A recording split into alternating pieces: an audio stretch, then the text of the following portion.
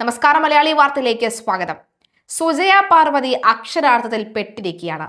ആ big T V എന്ന ചാനലിനെ കുത്തിപ്പൊക്കി കൊണ്ടുവരാനായി അവർ കിടന്ന് പരിശ്രമിക്കുന്നത് അല്ലെങ്കിൽ നെട്ടോട്ടം ഓടുന്നത് കണ്ട് മടുത്തിരിക്കുകയാണ്. ഇപ്പോൾ കൂടും കുടുക്കയെടുത്ത് ഓഫീസ് മുറിയിൽ ഇരിക്കാതെ എല്ലാവരും കൂടി ചാടി തിരുവനന്തപുരത്തേക്ക് ഇറങ്ങിയിട്ടുണ്ട്. ആറ്റുകാൽ പൊങ്കാല ദിവസം മുതലാണ് ഇവരെല്ലാം കൂടി ചാടി തിരുവനന്തപുരത്തേക്ക് എത്തിയത്. അന്ന് റിപ്പോർട്ടിംഗ് ചെയ്യുന്ന ഒരു ഭാഗത്ത് പൊങ്കാലിടാൻ തുടങ്ങിയപ്പോൾ ജയപാർവതിയും മഞ്ഞലരിയൂരും അടക്കമുള്ളവർ അരി കഴുകി അടുപ്പത്തേക്ക് ഇടുന്നു, അങ്ങനെ പൊങ്കാല ഇടുന്നു. അങ്ങനെയുള്ള കോല കാഹളം മേളം എന്നൊക്കെ പറയാം. എങ്ങനെയെങ്കിലും 10 ആളെ കൂട്ടാൻ വേണ്ടിയുള്ള പരിശ്രമം അങ്ങനെ നടന്നുകൊണ്ടിരിക്കുകയാണ്. ഇവർ സാധാരണഗതിയിലുള്ള സംസാരമൊക്കെ, അതായത് ഒരു വാർത്ത, എന്ത് വാർത്തയാണ് ഇവർ പറയുന്നത് എന്നടക്കം നമ്മൾ ഒരുപക്ഷെ ചിന്തിച്ചു പോകുന്ന തരത്തിലാണ് കാര്യങ്ങൾ മാറിയിരിക്കുന്നത്. കഴിഞ്ഞ ദിവസം ഇപ്പോൾ സമൂഹ മാധ്യമങ്ങളിൽ ട്രോൾ വരുന്നത് ഈ സുജയ പാർവതിയുടെ മേക്കപ്പുമായി ബന്ധപ്പെട്ടാണ്. കഴിഞ്ഞ ദിവസം സുജയ പാർവതിയുടെ മേക്കപ്പ് വളരെ ഡള്ളായിരുന്നു. അതായത് ഇരുണ്ട നിറത്തിൽ, കറുത്ത നിറത്തിൽ സുജയ പാർവതിയെ കാണുന്നു. ഒരു സിനിമയിലെ ഒരു കഥാപാത്രത്തെ പോലെയൊക്കെ, ബാസന്തിയെ പോലെയൊക്കെ തോന്നുന്നു എന്നൊക്കെ പറഞ്ഞുകൊണ്ട് സുജയ പാർവതിക്ക് ലൈവായി തന്നെയാണ് ജനങ്ങൾ കമന്റ് അയച്ചുകൊണ്ടിരിക്കുന്നത്. ഇതിന് സുജയ മറുപടി നൽകിയത് ഇങ്ങനെയാണ്: എനിക്ക് വന്ന പുതിയ മേക്കപ്പ് മാൻ എന്റെ സ്കിൻ ടോൺ മനസ്സിലായില്ല എന്ന് തോന്നുന്നു, അതുകൊണ്ടായിരിക്കാം, അത് പരിഹരിക്കാം. ഒരു വ്യക്തിയുടെ മേക്കപ്പിനെ അല്ലെങ്കിൽ ഒരു വ്യക്തിയുടെ നിറത്തിനല്ലാതെ ആ വ്യക്തിയുടെ കഴിവിനാണല്ലോ പ്രാധാന്യം എന്ന് പറഞ്ഞുകൊണ്ടാണ് സുജയ പാർവതി പറയുന്നത്. എന്നാൽ പിന്നെ ഈ വായ്ത്താളം അടിക്കുന്ന അല്ലെങ്കിൽ ഇത്രയും ഡയലോഗ് അടിക്കുന്ന സുജയ പാർവതി എല്ലാ ദിവസവും ഈ പറയുന്ന മേക്കപ്പ് ഇല്ലാതെ സാധാരണഗതിയിൽ വന്നാൽ മതിയാകുമല്ലോ, എന്തിനാണ് ഈ പറയുന്ന പുട്ടിയടിച്ച ജനങ്ങളുടെ മുന്നിലേക്ക് പറ്റിക്കാനായിട്ട് വന്ന് നിൽക്കുന്നതെന്ന ചോദ്യമുണ്ട്. മാത്രമല്ല, ഈ ബിഗ് ടി വി വന്ന മുതൽ തന്നെ രൂക്ഷമായ വിമർശനങ്ങളാണ് സമൂഹ മാധ്യമങ്ങളിൽ ഉണ്ടാകുന്നത്.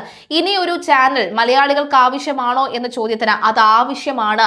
അതായത് ജനങ്ങൾ കാണാത്ത, ജനങ്ങൾ കേൾക്കാത്ത, എത്തിപ്പെടാൻ കഴിയാത്ത പല വാർത്തകൾ ഇനിയുമുണ്ട്. ആ വാർത്തകൾ നമ്മൾ കണ്ടുപിടിക്കും, ആ വാർത്തകൾ ജനങ്ങളിലേക്ക് എത്തിക്കും. അതാണ് പറഞ്ഞുകൊണ്ടിരിക്കുന്നത്. പക്ഷേ പ്രത്യേകിച്ച് ഒരു പുതുമയുമില്ല. പ്രത്യേകിച്ച് ഇതാണ് ബിഗ് ടി വിയുടെ പ്രത്യേകത എന്ന് പറഞ്ഞു വെക്കാൻ ഒന്നുമില്ല. ബിഗ് ടിവിയുടെ പ്രത്യേകത എന്ന് പറഞ്ഞു വെക്കാൻ നിലവിൽ ഇപ്പോൾ ഉണ്ടായെന്ന് നമുക്ക് തോന്നുന്നത് ഈ പറയുന്ന എല്ലാവരും കൂടുമാറിപ്പോയി. ആ കൂടുമാറ്റത്തിൽ എല്ലാവർക്കും വലിയ രീതിയിലുള്ള പണം കിട്ടുന്നു, സാലറി കിട്ടുന്നു എന്നുള്ളതാണ്. ഏറ്റവും കുറഞ്ഞ തുക എന്ന് പറയുന്നത് 50,000 രൂപയാണ്. 50,000 രൂപ മുതൽ 10 ലക്ഷം രൂപ വരെ സാലറി വാങ്ങുന്ന ടീം ആണ് ബിഗ് ടി വിക്കകത്തുള്ളത് എന്നാണ് മനസ്സിലാകുന്നത്. അപ്പോൾ ആ ഒരു ബിഗ് മാത്രമാണുള്ളത്, അല്ലാതെ ബിഗ് ന്യൂസോ ബിഗ് ബ്രേക്കിങ്ങോ ബിഗ് ടി വിയോ അല്ലെങ്കിൽ ബിഗ് ചാനലോ ഒന്നും തന്നെ ഇല്ല. ഇവർ അങ്ങോട്ടും ഇങ്ങോട്ടും വാചക കസർത്ത് നടക്കുന്നു. സാർ നേരത്തെ വന്നു, സാർ 7:30 വരും എന്ന് പറഞ്ഞ് നേരത്തെ എത്തിയോ സാർ, ഇതിന്റെ ബാല്യകാല സുഹൃത്താണെന്നൊക്കെ പറഞ്ഞുകൊണ്ടുള്ള ഇതൊക്കെ ജനങ്ങൾ മടുത്തന്നേ. അതായത് ഈ പറയുന്ന ജനങ്ങളുടെ ഇടയിലേക്ക് ഇറങ്ങി ചെന്നുള്ള നിങ്ങളുടെ ആ കോപ്രായിത്തരമൊക്കെ ജനങ്ങൾ മടുത്തു. കാരണം 24 വന്ന സമയത്ത് ശ്രീകണ്ഠൻ നായർ അദ്ദേഹം ഇറങ്ങിച്ചെന്ന് ജനങ്ങൾക്കിടയിലേക്ക് ഇറങ്ങിച്ചെന്നുള്ള ആ റിപ്പോർട്ടിംഗ് മനുഷ്യന്മാർ കണ്ടതാണ്. അതൊരു പുതുമയുണ്ടായിരുന്നു, എല്ലാവരും സ്വീകരിച്ചതാണ്. അതിന്റെ കാലം കഴിഞ്ഞു. ഇനിയെങ്കിലും ഒന്ന് മാറ്റിപ്പിടിക്കൂ എന്നുള്ള ചോദ്യം പറയേണ്ടി വരുമെന്ന കാര്യത്തിൽ യാതൊരു സംശയമില്ല.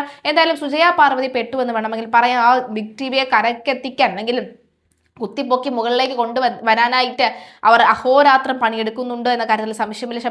പക്ഷെ ആ പണിയെടുക്കൽ എവിടം വരെ എത്തി നിൽക്കുമെന്ന് നമുക്ക് കാത്തിരുന്ന് കാണണം.